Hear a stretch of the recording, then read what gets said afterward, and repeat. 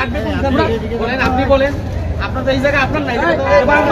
ফুটপাত এবং রাস্তায় যারা দখল করেছিল অবৈধভাবে সবগুলোকে আজকে উচ্ছেদ করলাম এবং এটা আর আমরা কখনই বসতে দিব না।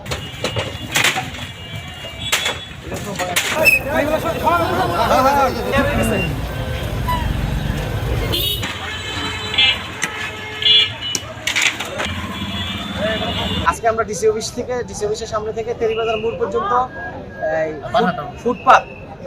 ফুটপাত এবং রাস্তায় যারা দখল করেছিল অবৈধভাবে সবগুলোকে আজকে উচ্ছেদ করলাম এবং এটা আর আমরা কখনই বসতে দিব না।